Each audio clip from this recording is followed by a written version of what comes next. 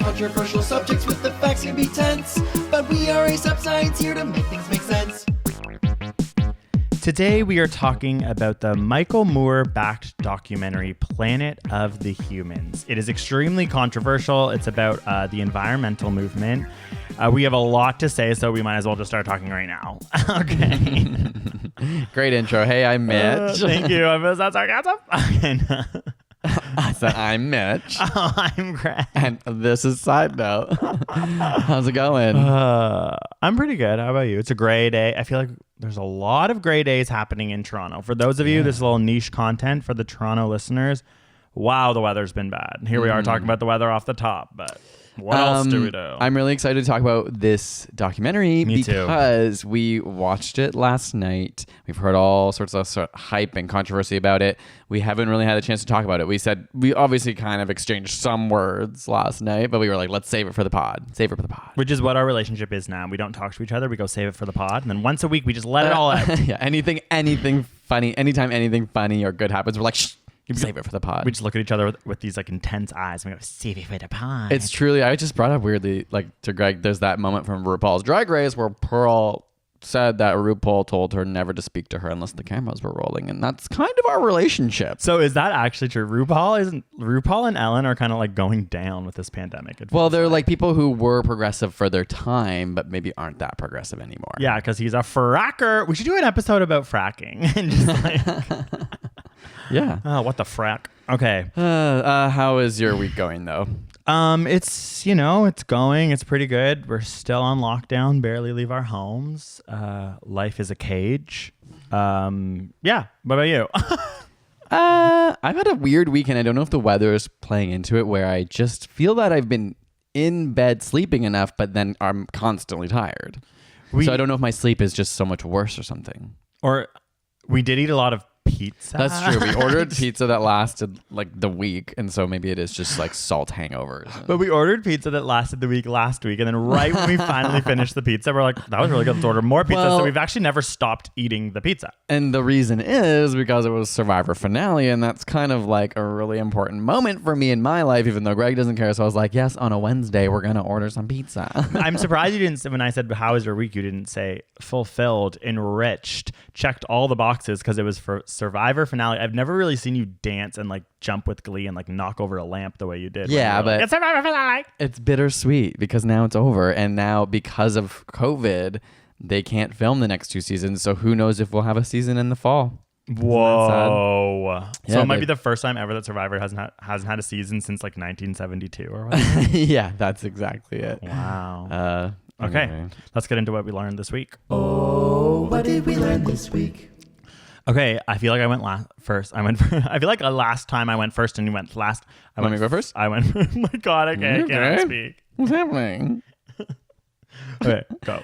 Okay, mine is all about gardening today. Ooh, I love to garden. I have a green thumb. So there are 2 different studies that came out recently that are related to gardening and people not working in green spaces, but having access to green spaces. I think you kind of know where this is going to go because we can tell that it's going to be a positive thing. But basically, Princeton researchers found that home gardening shows a similar benefit to people's when it comes to well-being and emotional benefit.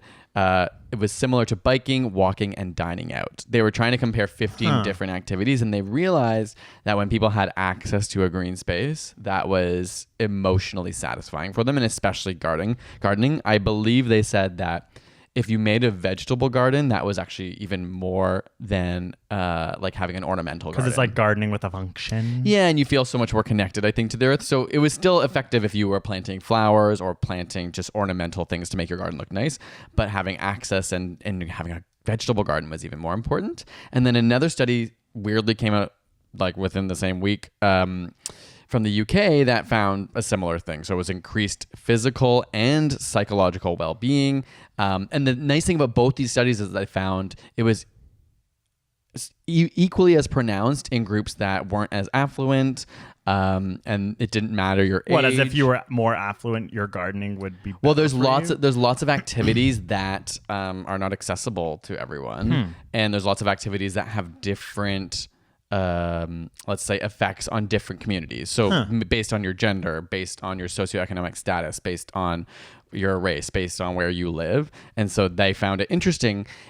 It all kind of comes back down to planning cities and realizing as cities become more dense and more populated, what things can city planners implement to make sure that the happiness and well-being of their citizens remains high. So community gardens, that's important because, I mean, right now it's a little more tough in the COVID times, but yeah, like not everyone has access to having a garden if you live in a condo or an apartment. So community, is that what you mean? Like community gardens are really important. Yeah, it was a mix. It was, I think in a scale, the community gardens was studied and it was always a positive effect. But similarly, like even with forests and nature, if you lived right beside it, it had a bigger, more pronounced effect. Well, everyone can go and get a pot and plant some herbs. Yeah, it was just having access and having a space. And even if you weren't gardening, having access to greenery would make you happier. Yeah, I used to work at a nursery for plants, not for little babies, goo goo gaga. And just like selling shrubs and trees. That's what my job was.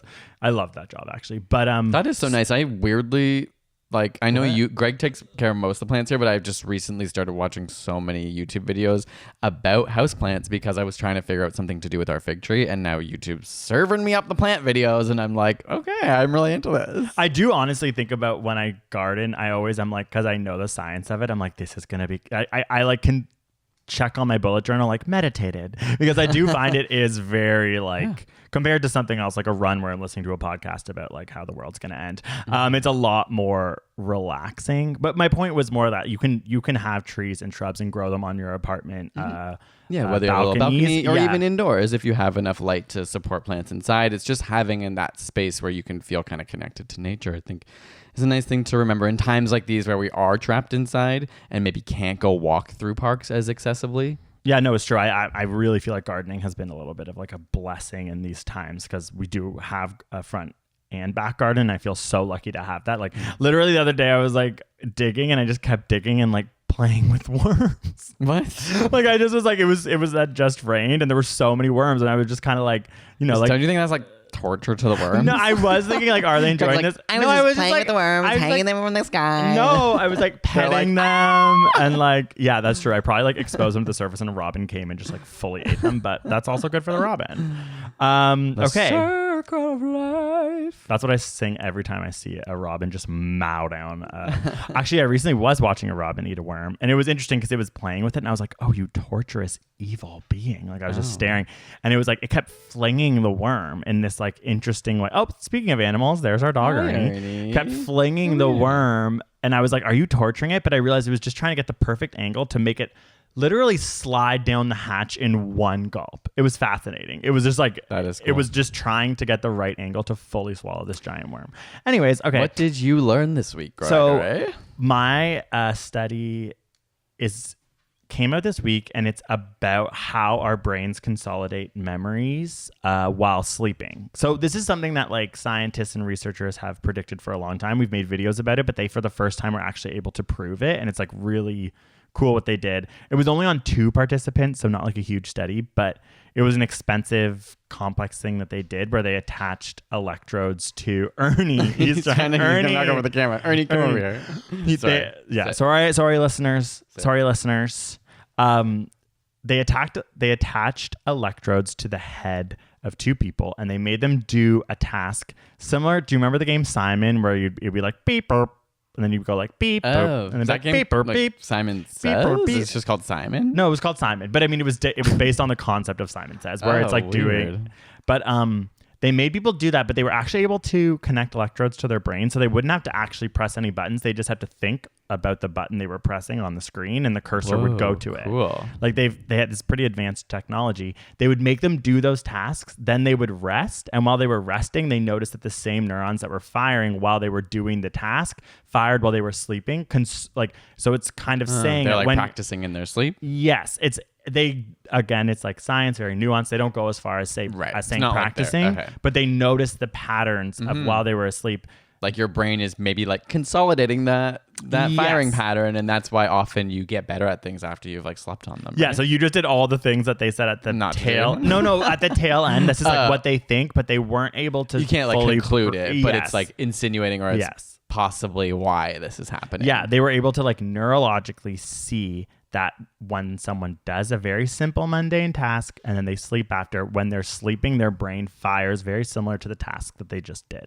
So anyways, I thought that was fascinating. Obviously, this is the type of research and like studies that I think there's going to be more and more of in the future. I think a lot of people are obviously so interested in dreams and dreaming and neurology, and the science is starting to get there. So I just thought that was cool. And I really do think you're right. We might as well extrapolate as science communicators because I think it gets people excited. If you're learning something new, again, in quarantine, something I really encourage everyone to do, it slows down time. Sleeping is going to help you, it seems, sort of ensure that what you've learned becomes something that is like more... there's a lot of research on that too. Outside of necessarily physically seeing it, when they get people to study for 8 hours straight versus 4 hours and sleeping and then 4 hours, like they've done all these variations where they realize that sleeping, sleeping actually helps consolidate those memories. So you giving yourself time to sleep between learning sessions is actually much more effective, even if you're studying for the exact same amount of time. Anyways, that's cool. I love sleep. Really cool. Speaking of which, let's just go to it. I'm kidding. I wish I could do that on command. Study time. Study time. Study time.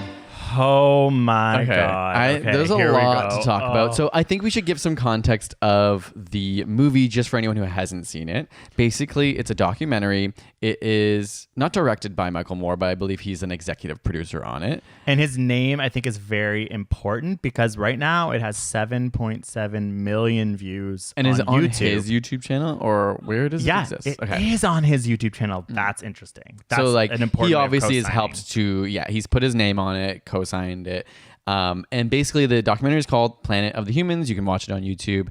And the premise is looking at the climate activist movement. I would say renewable energy. Oh, sorry. Specifically. Yeah. Sorry. It's looking at renewable energies and people's belief about it and where it's at. And the kind of setup is this guy being like, I am an environmentalist. I put sand. Okay, I need to stop. Anyway, I'm giving the premise that the movie gives you, which is that he is an environmentalist. After all these years, now he's come across some new information that's made him realize the environmental movement might kind of be a sham, and that it's just driven by capitalists who are tricking people, and ultimately they have.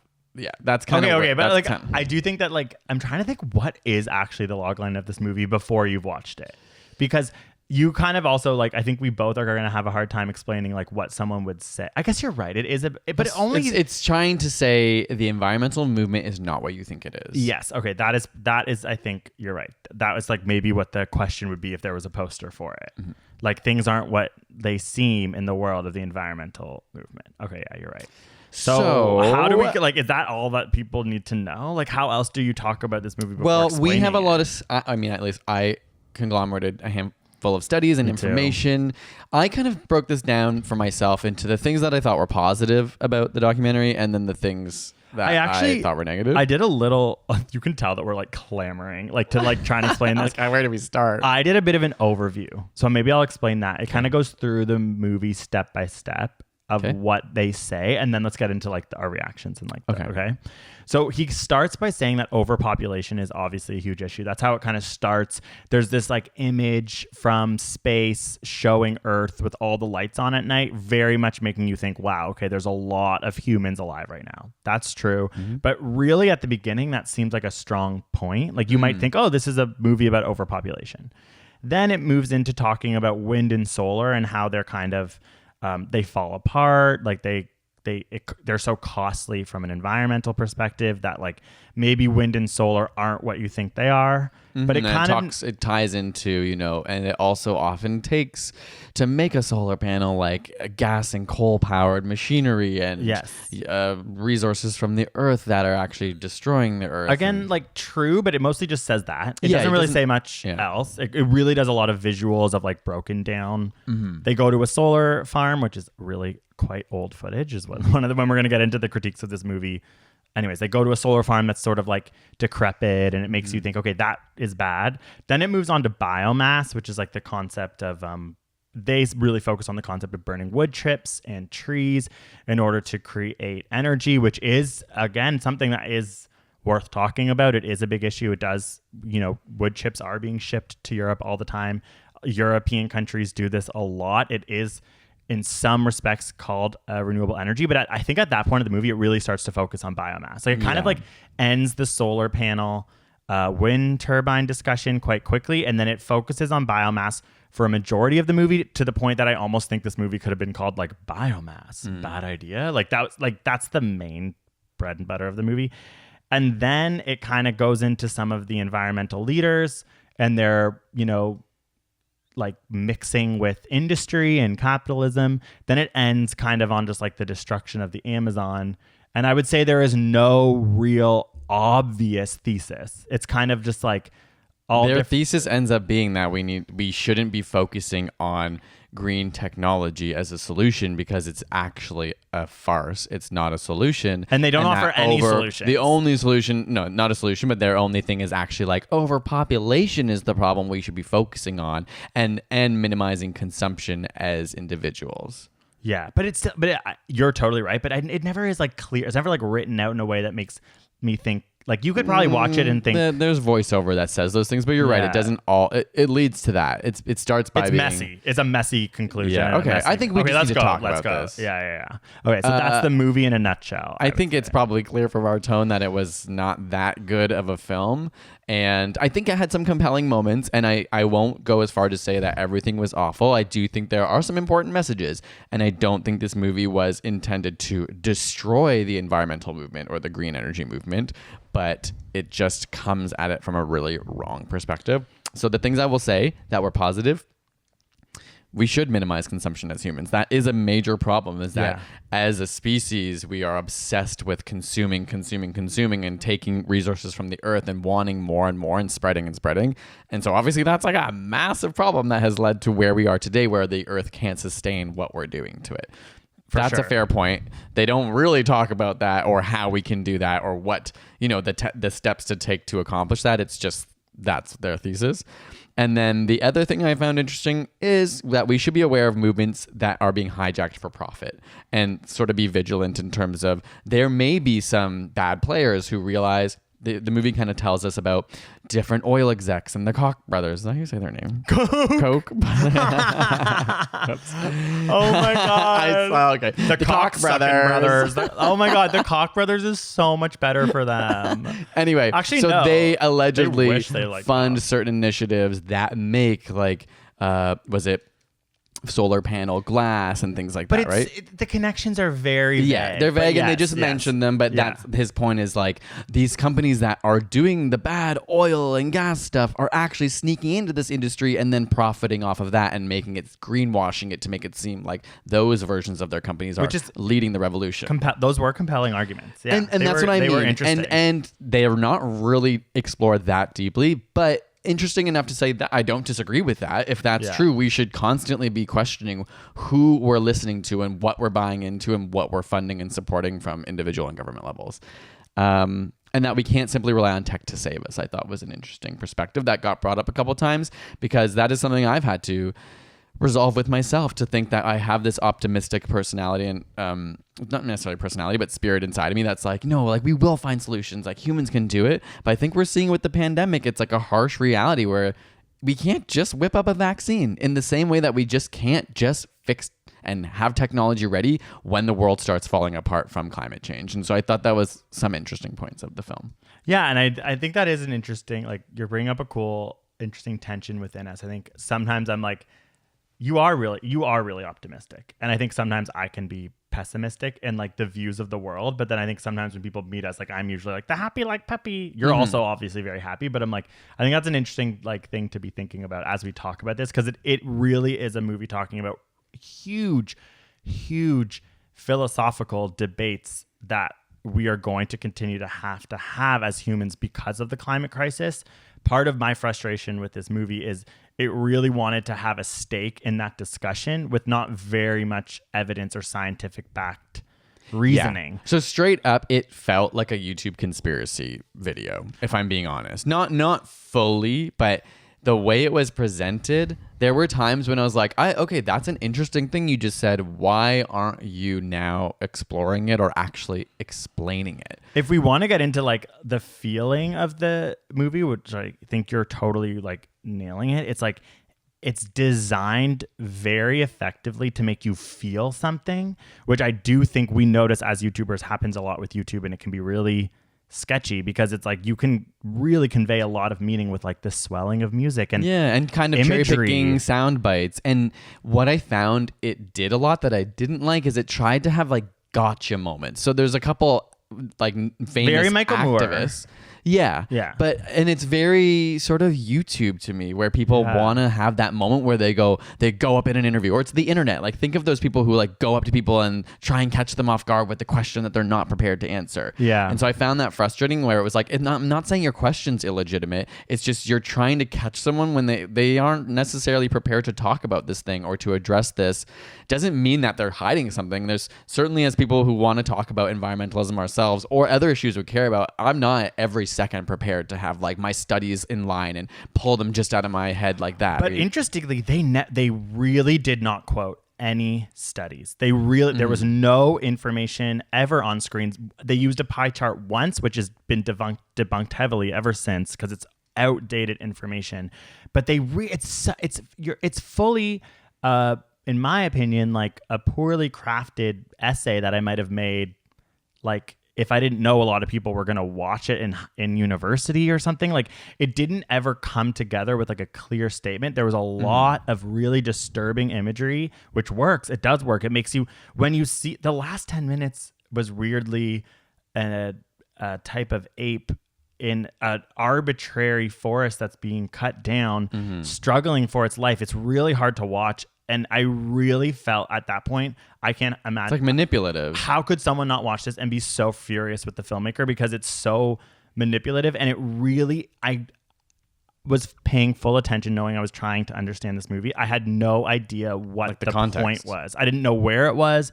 I didn't know why we were watching this, other than, of course, that's bad. And I don't want that to happen. But what are you telling me I should now do other than be mad at environmentalists, which is like a really okay. At that moment I had that same thought where so they have this like monkey, I don't know, suffering, we don't know what from, and I was just they're swelling music, and I was thinking of Planet Earth. That's what that series is called, right? Yeah. I don't know why my brain's I was thinking of today. what is it? The Planet Earth?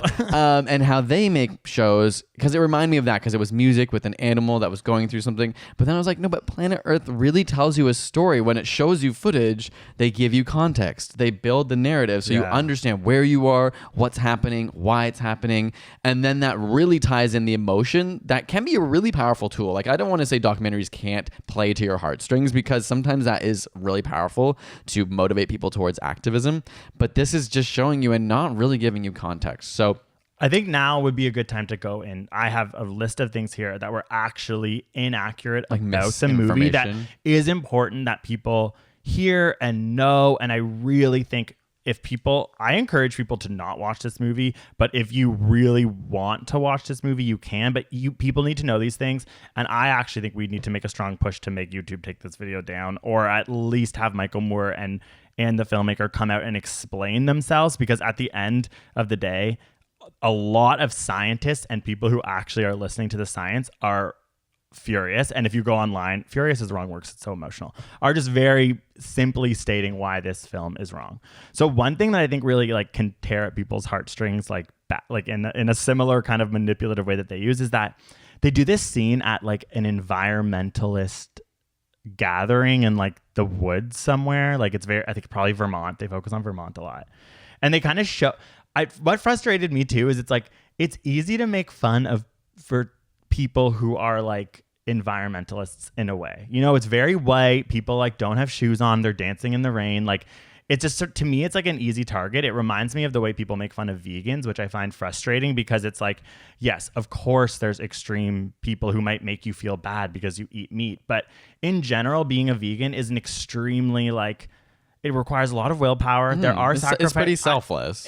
I'm just like, if you're a vegan, I have to honor that. Even maybe you say something annoying, whatever, fine. But why has that narrative been so hijacked? Like, why can't we just get around the fact that like people who are vegan, it's very impressive. And I really thank you. It's like a similar thing where it's like, it's easy to make fun of these like white hippies like vibes. Like Right. it's just such a punching down thing to me. Yeah. At this point, it's not that interesting. Yeah. So that actual footage was from 2005. And so for context, that's 2 years before the Apple iPhone was literally invented. That's insane. I didn't know it was that old. I had read that some footage came from 10 years ago. So that's from 2005. That's 15 years old. They really make you think that it's from like last year. Yeah. And their point is that because it starts raining, they actually can no longer power the stage, which is like putting on a performance at this festival, with solar panels.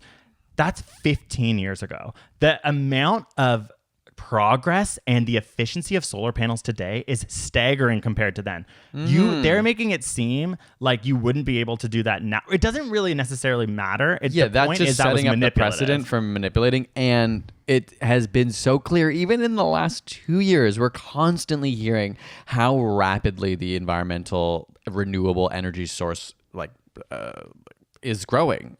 You know what I mean? Like as a field of like solar power, solar panels, and how efficient they've become over the years, and wind turbines, and there's been so much change in the last 2 years, let alone 15 before the iPhone. That's crazy. I know. And so Europe passed the 14% tipping point in 2017, getting 15% of their electricity generation from solar and wind. That's something that is never talked about in this movie. They really try and make it seem like what's happening in Germany is that they're secretly just burning coal and not using wind and solar.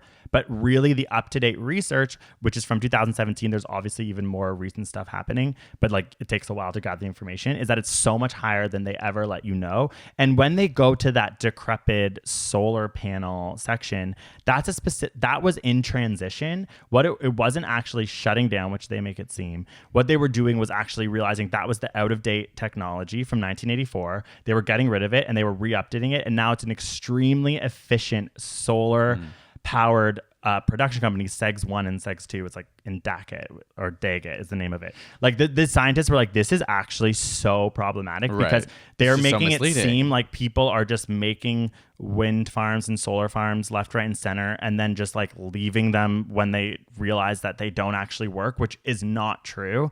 And the decrepit wind farm are these famous it's a famous like imagery from over 10 years ago in Hawaii that has been used before. Like these arguments aren't they're old arguments that were valid at a time, but solar power and wind power has progressed so much recently that the discussion is completely different. And they really, in this movie, make it seem like it's happening right now when really it's all footage and a lot of narratives from over a decade ago, which is frustrating. There's no dates ever said anywhere. That's true. And I think that to me is really scary and sad. It makes you wonder, you go, well, okay, then you must have been trying to mislead us then, right? When they had to. Yeah, because it's one thing to have old footage and to be like, oh, to build a narrative over a long course of time. Some documentaries do take many years to make, but yeah, to imply, especially in a field that's developed so rapidly,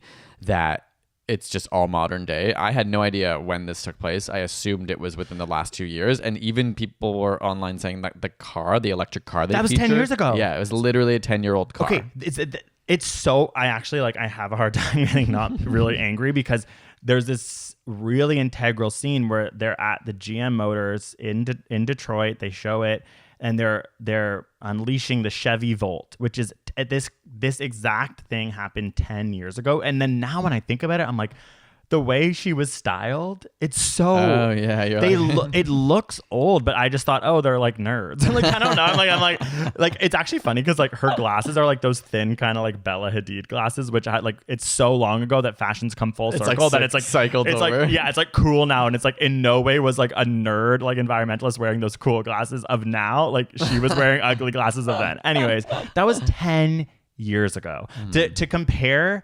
The grid has changed. It has updated a lot in the sense that at the time they were like, we think it's a bunch of coal, but like coal plants have been closing across America because it's not a viable energy option for a variety of reasons. It's not economic, it's not efficient, and it's bad for the environment. So that is a debunk argument. And these tactics are why conspiracy theories spread. So what he has done, or this documentary has done, has taken kernels of truth and conversations that are legitimate. Yeah. It's important for us to say, are electric vehicles really like good source? Like, are they good to use if they're just pulling their energy from our grid? That's completely dirty energy. Valid point. Yeah, a really interesting thing that we should all think about. But to suggest that there has been no improvement is frustrating. Is the trick. Because they're hooking you in with something that's a really important thing that environmentalists should care about. They do care about. But then there's lots of people who will watch this and go, oh my God, that is so true. And I didn't realize it was so bad. I would have thought. I always hear California does so well on their grid and blah, blah, blah. And this movie makes it sound like that just hasn't happened at all. And in fact, it's all a big sham by corporate greed that's just making it look like it is. And he really villainizes Bill McKibben. And he, to be fair, it is in the history. Bill McKibben is a really important activist in the environmental movement.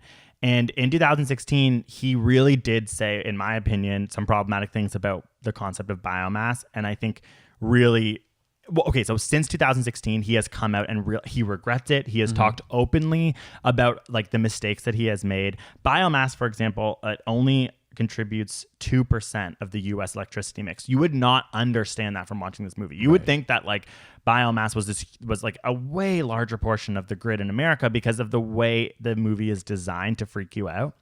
In an effective documentary that I do not think it would be as conspiratorial as this, they would allow Bill McKibben to speak and they don't. They and not take literally 5-second sound bites where he might have stumbled his words. Yeah, they catch him off guard. It's really hard to watch this movie without thinking like, what a frustrating character. So I also read that McKibben responded to them after this was oh my god, yeah. After it was released, I guess, or at some point he had seen it or heard about it, and they did not respond back to him. So he was like, "This just feels like it's done not in good faith because I have changed my mind on a lot of things. I have grown, blah blah blah. These are the things I leave now." And he was never given, not for the documentary necessarily, but to actually have a conversation with them, was never given the chance to defend himself fairly. And that happens a lot. There are these weird moments where they cut to arbitrary people who actually don't have any explanation of who they are.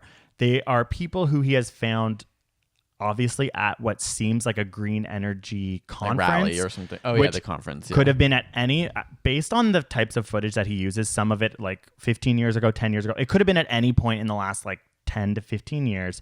And they say these arbitrary points, but they never explain who they are and they never give any context. These people, like, if you go to a conference about renewable energy, we know this as people who think about this all the time, there are a lot of views. There is not a consensus right now. Things have moved way further than this movie would ever allow you to imagine.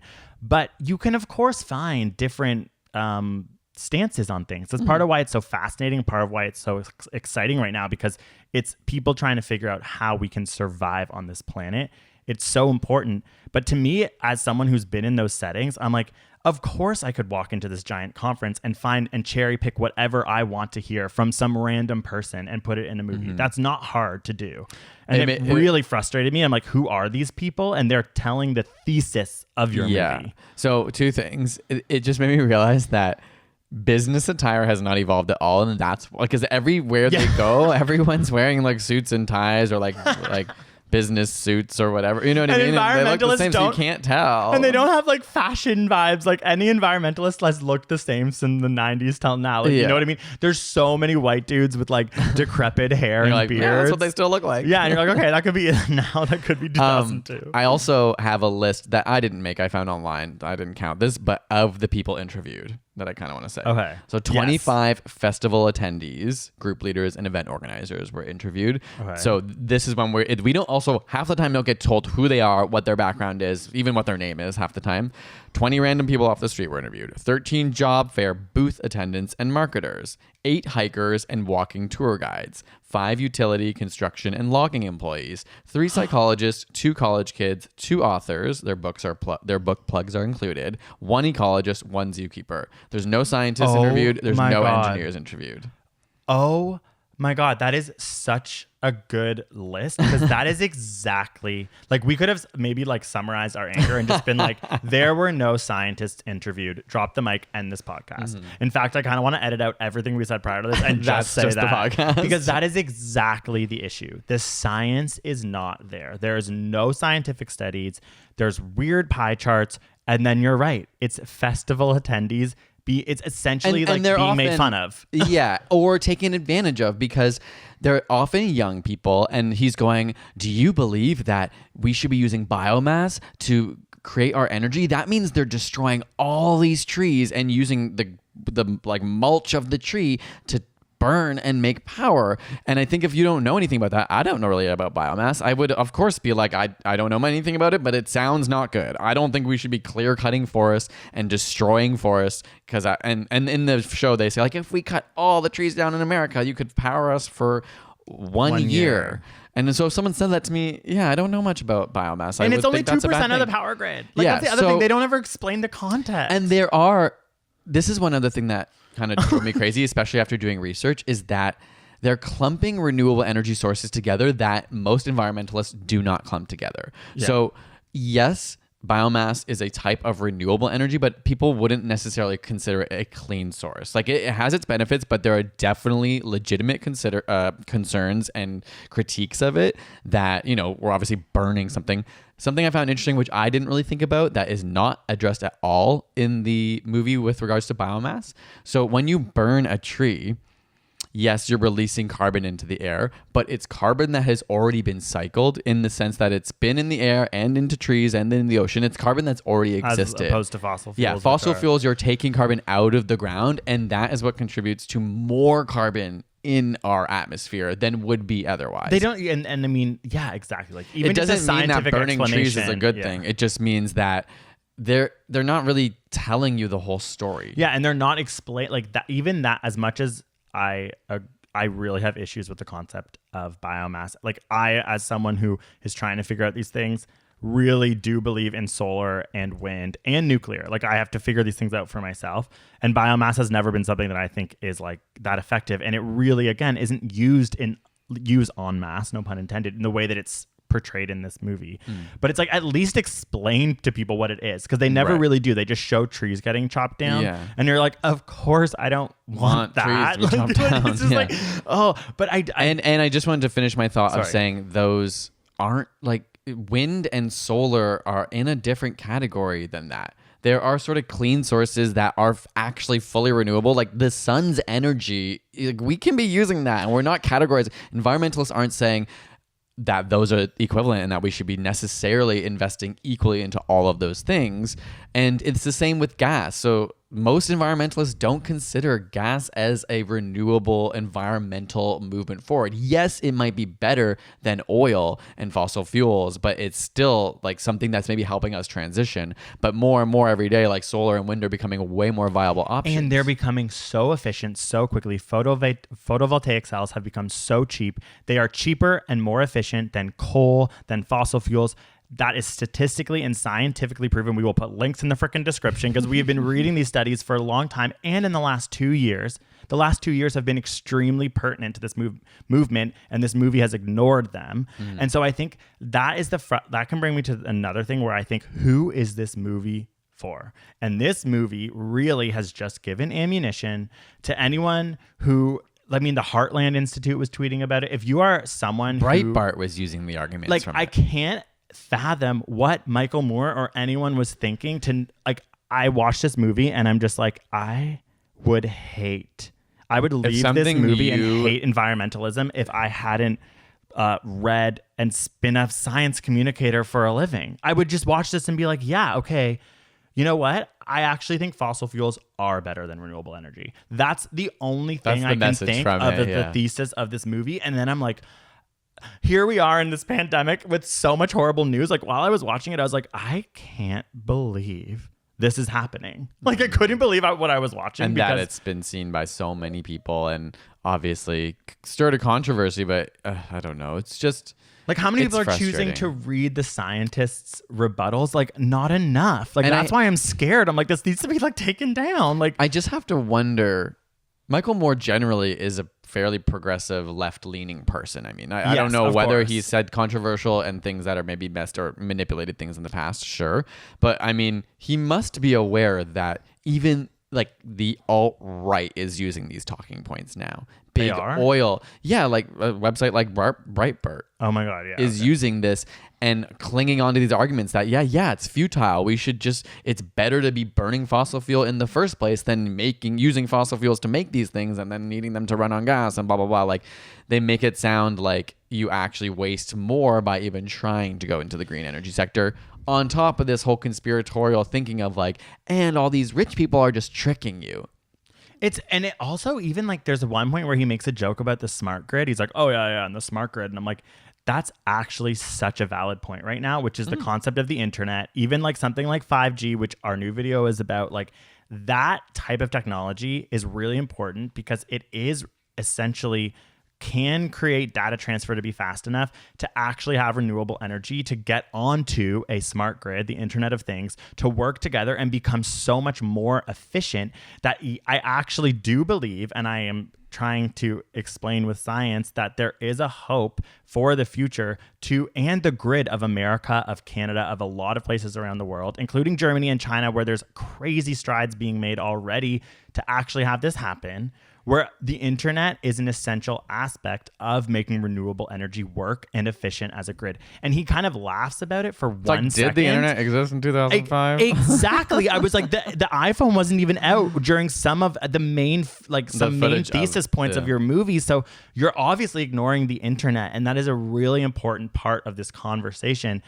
And I am like, I mean, I know that we've said a bunch of words and I just like don't know if I'm going to be able to get over this for a while. And I don't know if that's part of the reason. Like if someone was listening to this, would they be like crazy lefty environmentalists, like couldn't handle the heat? About us? Yeah. I'm trying to think like that's the energy of someone who would watch this, who loved this movie. They'd be like, they couldn't handle it. Couldn't deal with the actual facts. But I'm like the facts, and there's no scientists interviewed. Like even the psychologist he interviews isn't a scientist, and it's someone talking about the fact that we all can't deal with our own mortality. And I'm like, that's a different movie. Interesting, like fascinating conversation. But where is that even fitting in with this? Oh my God. I'm so obviously frustrated. This has been a very tense podcast. I know. I'm like, that's what I mean. I'm like, how do you even end something like this? Well, I think we should take a little break, have a comment corner for some lighthearted. Oh yeah, I forgot we were like doing lighthearted something. moment. We'll come back. I have many things still left I want to talk about and address. Okay, good. But this will hopefully give us a little sense of like, breathe. Comment corner. So, okay, Greg, give us a comment that's hopefully positive. That music just made me want to cry. You look like you're going to cry. I actually going to cry. This is from Faded Hickey, which I like. Oh, it's like recently made love. I once got a hickey in high school, and my parents asked me what it was, and I said I walked into a pole. And do you think they were like, our son thinks we're dumb? Or do you think they were like, oh? No, I think if I see that, like if I see my kid with a hickey, that's so funny. I think I would just ignore it. Actually, no, I would totally be like, what's on your neck? Oh my God, I don't know. Never mind. I think sometimes parents don't know though, because I'm like, how did you not know I was gay? Like I for sure thought you were just playing along this whole time. Oh, I'm so excited to be a parent and like actually understand all these things. You know what I mean? Yeah. And like realize like, when you're just like, I'm just not yeah, they're like address every it. kid does like weird gay shit all the time. True. You know what I mean? Okay, Faded Hickey, amazing. Also, kids like don't give each other hickeys. That's painful. Okay. Love this podcast for a feel good. Sorry, not today. For a feel good, informative moment. The guys are so upbeat and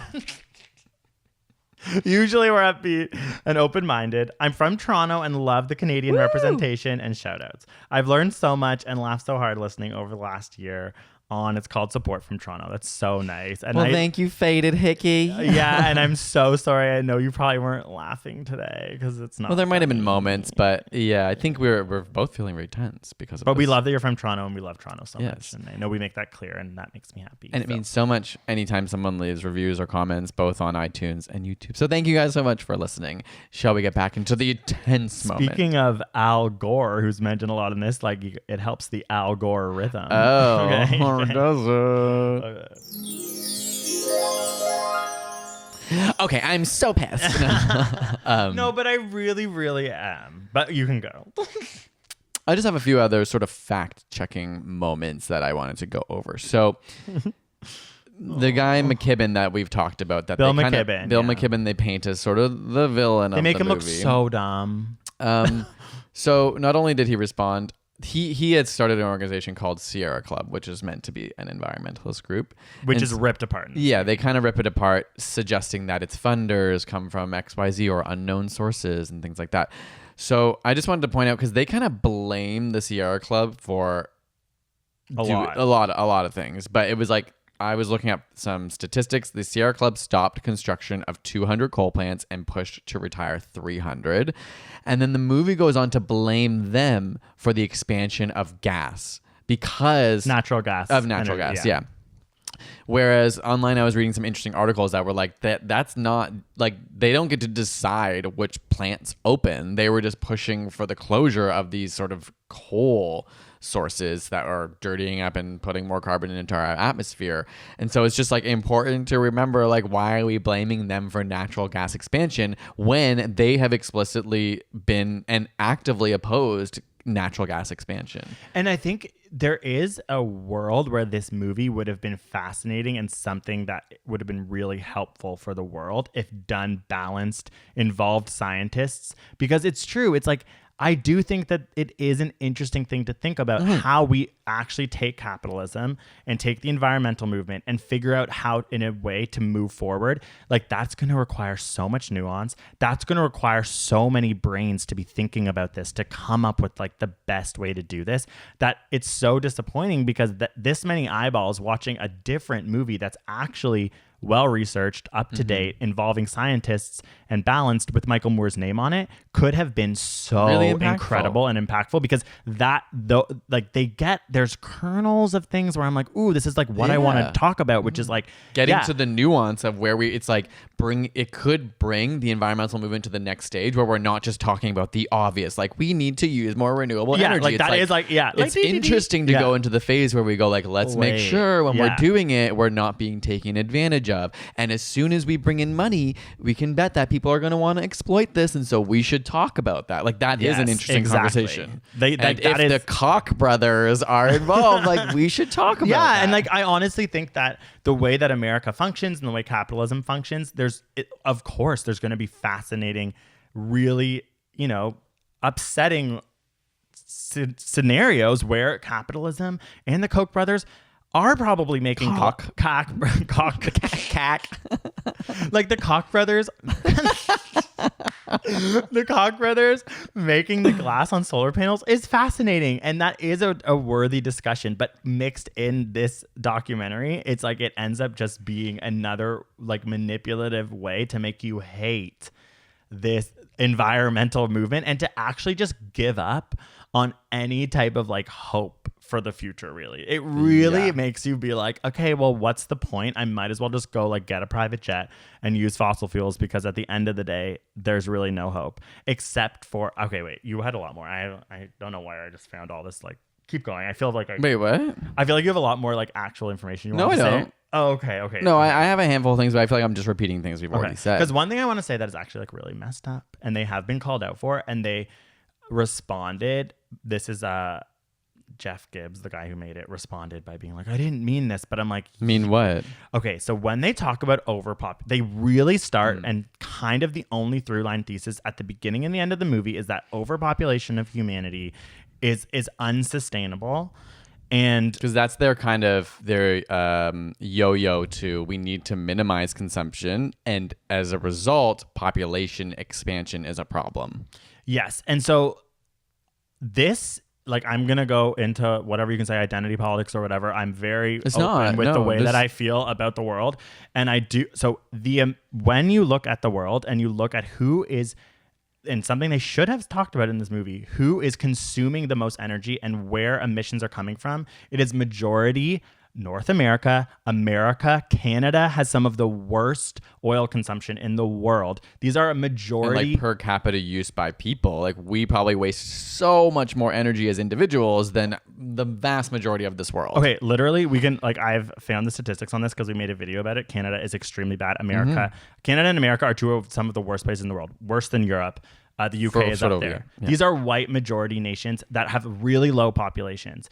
And population growth. Even if they're like America's a huge country, obviously, but it's not where we're like, there's where the population's exploding. No, in fact, we actually, as Canadians, Canada needs immigrants because we have an aging population. And if without immigrants, like our economy would be toast. So we are not the places where the concept of overpopulation is an issue. But we are the places where we are causing the problems related to the with the climate crisis. Exactly. And so just by blanket saying that overpopulation is an issue, obviously you're going to make people start to think about places like India, places like China, places where people aren't white, and also places like India where they consume per person way less energy. So to not ever make the correlation between that statement at the beginning, like your population control measures are obviously insinuating that the countries that are having huge population booms are the problem, when in fact they are not the ones contributing nearly as much, is extremely, I'm going to say it, fucked up, because that is making people, that is where you start to get into the territory of legitimately stoking racist ideas. And the fact that it was never brought up how much people consume per capita in different countries, and blanket talking about the overpopulation of humanity, my face is red right now, and I genuinely think is extremely messed up. And I really also think that if I want to get even more into the identity politics of this movie, it is a bunch of white dudes being interviewed. It's pretty crazy, like how like it makes fun of white dudes, and then it uses white dudes to back up their points. It's just like there's not a diverse array of people at all. I mean, it's like maybe if there was one person of color being interviewed, they might have realized that's a conversation that should be had when they're talking about population control. Like it's a bit of a weird thing to talk about. I honestly have no idea how that was not thought of, or like how you could ever make a movie about the environmental movement without discussing the consumption patterns of people around the world. Because it's like we need to understand that it is the richest people who are the biggest consumers and the biggest emitters of fossil fuels, and the biggest consumers of fossil fuels, the biggest emitters of CO2. That is a fact. How can you make a movie like this without ever talking about that? I am, as someone who grew up in like, you know, I was a little like I used to read Adbusters and like Michael Moore, like Bowling for Columbine. Like I would go see those movies like opening night. Like I was compelled to think about ways that we challenge the system. I'm just so disappointed and confused about Michael Moore and Tom York. The fact that they used Radiohead song in this, I was like, does he know? That was weird. Like I'm just like, what? Great song though. This is your opportunity, and I'm looking down the barrel of the camera. Michael Moore, you will probably never hear this or never see this. If you got 50 minutes into this podcast, Michael Moore, hope you're listening. You need to explain yourself. You need to explain what your response is to all of this scientific criticism is, because if you do not, it'd be amazing that, if he owned it and was like, you know what? Yeah, now I've been educated and I fucked up and I want to take it down. You know what I mean? Or let's make a follow up. Yeah, because that's not fair to say, because he might actually be like, no, I disagree with it, and these are my receipts. In which case, I would listen. I'm like, let's have a conversation. Let's actually address the criticism. And I'm like, I need to see you address these criticisms, because you were on the Colbert Show 2 weeks ago. Well, it's also interesting talking about this movie.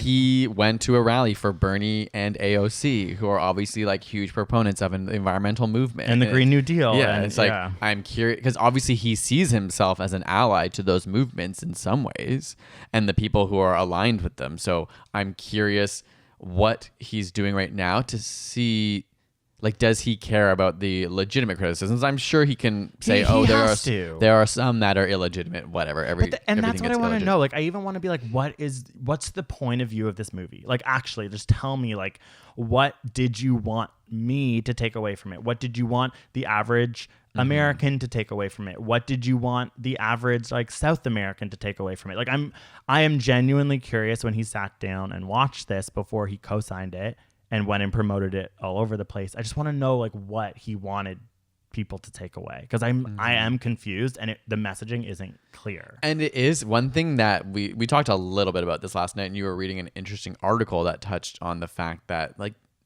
he has never been an environmentalist, and that he gets to make this sort of huge moment blockbuster movie that gets seen by millions of people is, like, kind of frustrating. Think of even, like, so many articles I read are people who are like, I have been in this environmental movement for 30 years and understand that it's so complicated and nuanced, and I'm not the one who's making this huge film. Like, this guy who 2 years ago, like Michael Moore, just decided he's going to help fund and give exposure to this movie because it has, like, a shocking revelation. And they're not scientists. They're not scientists. And the Jeff Gibbs guy too, like, he really brushes over why he should be making this movie. He says he's an environmentalist because when he was growing up, he put sand in the gas tank of a construction vehicle that was going to, like, tear down a tree. Like, it's a very specific anecdote about his life that is supposed to set up why he can make this movie, and it's really, like, not compelling. But when you say it in that context at the time, it was like, okay, cool, yeah, I guess maybe you are, like, but I don't know. He's not a scientist, and I think that is, like, I still am going back to that list that you said about how many people were interviewed. That's so compelling, and I don't even know. I think we probably just have to end this soon, because at a certain point, it's like, it exists. Right. I think if you're curious, I don't think it's worth watching if you are thinking about it. I mean, obviously, if you want to watch it, I just would compel you to research more, listen to people who are scientists commenting on it. Hopefully you've listened to this podcast and have, like, a sense of the controversy that's out there and why it's received so much backlash. But if you're looking for a thing to watch, like, I wouldn't suggest it. It's really depressing. It's like we were actually, like, and it's it's just actually not a good documentary. He's a horrible narrator, like, and he doesn't even interview the people he's criticizing. Like, he doesn't give anyone a chance to speak and give the counterpoint. Yeah, it's actually just it is, like, from. So I mean, ultimately, it's not a very. Yeah. It has, like, a narrative. They're going for that zing of everything you thought was true is not. And that's the premise of the entire documentary. But it doesn't ever interview anyone of substance. And actually, like, growing up thinking about when I first kind of realized, like, you could do this with documentaries was with Bowling for Columbine, which I obviously really have a specific stance, like, as a Canadian, on, like, the NRA, and think that, like, the gun issue in America is a huge issue. It is, and it's scary. And so, like, watching that movie, it's like, okay, it wasn't new information to me. It was just sort of, like, you know, turning me on all the things I already agreed with. But at one point, he goes to Canada and makes a point, because he opens every single door in Canada, and all the doors are open. No one locks their doors. And I remember watching as a Canadian, like, wait, I locked my door. Like, it was one of those moments where I was like, oh, actually, easily he could have easily gone to a bunch of doors that were locked, cut that footage, and then cut to a bunch of doors that were open. Like, I just had that moment as a kid. I remember it. And you're, like, supporting the ideals of it, so you're kind of have to, and you're young, and you're like, I'm going to keep this quiet, because, like, I want this narrative to be true. Even if I kind of know it's being manipulated. And it might be more true than in the States. Like, there probably are parts of Canada where people in the country, like, don't lock their doors. But if you live in a city, like, you're locking your doors. And I just think that is something I'm like, who was this movie for? I think it was for people who already hated the environmental movement, who were trying to think of ways to stop solar, stop wind, and, like, to just, it's just like this. If you don't... Even if you think it's not the stage right now where like, renewable energy can take over the grid, for example, you would be blind to suggest it hasn't literally changed so much even in the last 2 years and come so far. So to think that there's no chance for it is just silly. Like, the environmental movement, let alone just the technology, has advanced so much. Not to mention it's so exciting where things will be in another 10 years. And we're in the middle of a pandemic, not to mention the freedom that would happen if we all had, like, more localized smart energy grids that were based on renewables. Do you know how important that would be right now?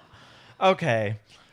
I really want to. I wish. Does anyone have Michael Moore's phone number? Like, I would truly call him. Do you think we could get a hold of him somehow? Like maybe like know. YouTube can help us connect to him or something. Well, YouTube is part of the issue because it's on YouTube and it's not on any other platform. I think that is it is on some other platforms. It's obviously I can't remember the name of this organization that hosted it, and then remember they took it down, but they decided to re-put it back up because they believed that like the education and criticism of it was more important. Oh yeah, but they took it down because they actually realized it was scientifically inaccurate. Yeah, and then the only reason they put it back up was because they were like, this is actually important that people are able to show what is so wrong about it. And then I did read some stuff that was like, it's not like the idea that it's not on Netflix or Amazon or whatever because they're trying to hide the truth is actually, it doesn't qualify for the amount of like stringent research that would be required to go on a platform like that. Are you serious? Yeah. Is that true? That was maybe someone's opinion piece, but it was like this conspiracy that all these other places wouldn't put it because it's like the powers that be are repressing it. Well, that's like the pandemic video. Like it's the idea that no one else, and it's like the YouTube. times are dark enough. But like, I think it's a different conversation to say that it shouldn't be allowed to be posted anywhere. Sorry, that is a different thing. No, I know. I think we can have a legitimate conversation in a different podcast about that. Okay. But ultimately, it is important that we can criticize it, and hopefully, in the long term, it represents something that is a teaching moment for a lot of people, including us. Like I watched it and was like, I can tell there's some weird things about this, but it took me to go research and read scientists' opinions about it. That made me learn a lot more. Yeah, and so hopefully this process of people going through this and maybe being really angry at first, but then seeing the backlash and going, why are people so mad? That would be art if Michael Moore's response was, and this was all to get people to take a deeper dive. If he comes forward and says that, oh boy, my friend, I'm going to be very. That might be his desperate last minute, like, I gotta save my reputation. I know. At least, I mean, just like do it. Okay, we just spoon fed you your PR out of this, Michael Moore. Okay, and I know you're watching Michael Moore an hour in. And what's your phone number? On. We want to talk to you. Why? Yeah, just put it in the comments below. Let us know. Thank you guys so much for listening. We'll and talk watching. to you next week when something's a bit more. Like, who knows? Why would it be positive? It's 2020. Oh my god. We had pandemic, 5G, this movie. Hopefully something positive next week. Bye. Peace.